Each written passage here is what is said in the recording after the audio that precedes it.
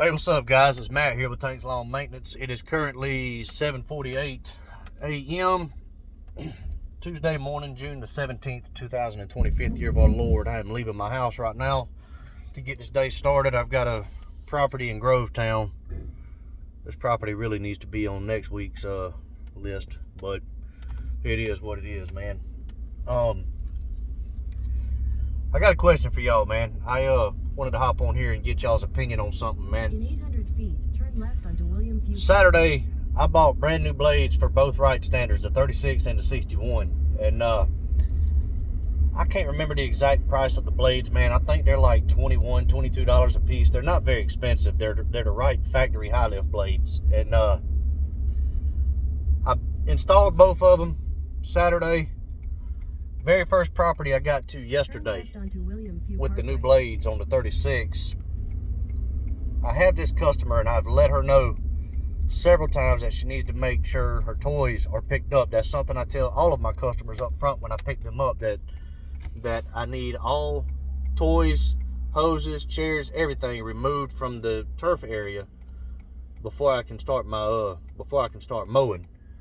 That I simply just do not have the time to be walking around everybody's properties for however long, removing obstacles. And continue on William Few Parkway for 7 miles. I have emailed this lady. The past 2 times I did her property, there was excess toys, just children's toys everywhere on the property, and it took me 10 or 15 minutes every single time to remove all that stuff because it was just so much, guys. And I would just take everything, throw it in the sandbox, and be done with it. And I've emailed her every time, and every time she has replied and apologized to me and said she would do better, make sure they were picked up. Well, it was the same way yesterday. Walked around the property for 10 or 15 minutes, picked up what I thought was everything, and I didn't see it, but there was a 4x4 post laying in the middle of her property that was about 2 feet long. And typically, I mowed this property on 2 inches. Yesterday, the grass was so high due to all the rain. It's a bi-weekly property. The grass was so high due to all the rain that I was mowing it on 3 inches. And somehow or another, the blade or the deck got above that 4x4 post. And I hit that 4x4 post with those brand new blades. Hit it hard enough where it shut the mower down completely. And splintered that 4x4 post. And got off the mower, moved the post, threw it up on the back porch, and I called myself about to finish the property. Well, I started noticing that I was leaving bad spots in the yard. It looked like it was scalping on one side of the mower. So I figured I had either knocked the deck pitch off somehow or another by hitting that, or either I bent a brand new blade. So got off the mower, and normally if you got bent up blades, the only way you can tell if you got bent up blades is if you line them up tip to tip, you'll have one that's lower than the other. And I didn't even have to do that, guys. The blade on the discharge side of the mower was bent significantly. I mean, it was hanging down probably about 3/4 of an inch lower than the rest of the blade. Like I said, these blades are like, I don't know how much they are. They're less than $25 a piece for these factory high lift blades for the Wright standards, or at least at my dealership they are. And but I went ahead and finished out the property. I couldn't do it with the 36. I had to do it with the Walker, and mowed it on 2 inches.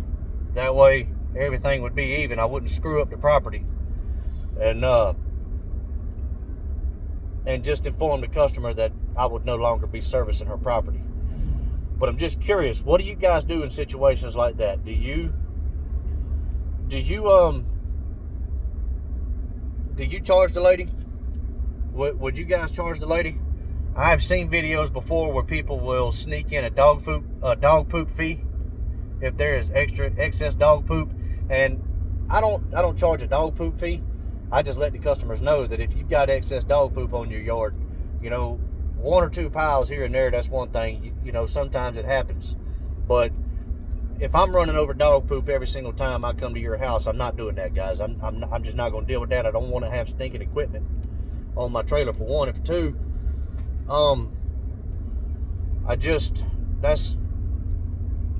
I don't want to track it on my trailer, and I don't want to be tracking it all over other people's yards. But regardless of the fact, I've heard of people charging customers for nails in their yard, screws in their yard, stuff like that. And I've heard of people charging a customer when they would I've actually heard somebody say this before. They hit a brick with the spindle on their mower and busted the spindle, and they charged the customer for a brand new spindle. Have you guys ever done that? And do you think that's a good idea? I'm not going to do that this time. I know I'm not going to get away with it, but I just simply dropped the customer. But I'm wondering if moving forward, if that's something I should start doing. Can I afford a new blade? Yeah, it's less than $25. But is it aggravating? It's aggravating as hell, guys. I got to go to the other side of town, fight traffic, take time out of my day, buy another blade, and come back home through all that traffic again and change out blades, or whatever the case may be. But should I start charging people for stuff like that? Just curious. What are your guys' thoughts on that? Y'all leave me a comment down below. Let me know what y'all think. And guys, be sure before you start on somebody's property that you comb that property over good and make sure there ain't no no-see-ums out there that you can tear up a mower with. Yeah, that one blade ain't gonna make me or break me, but if you do that every single time you come out, man, that equipment, it adds up. It really does. And you know, especially as much as it costs to maintain a piece of equipment, and as much as parts cost to fix stuff when it tears up, because you're gonna have breakdowns, you don't need to be adding other stuff to it. So y'all let me know down in the comments below what you would do and what you think about that situation. But anyways, guys, I hope y'all have an amazing day. I'll be at my first one here probably about 10 minutes, and I will be ready to rock and roll. But look, till the next one, y'all keep cutting that grass and keep making that money. Holla at y'all. Bye.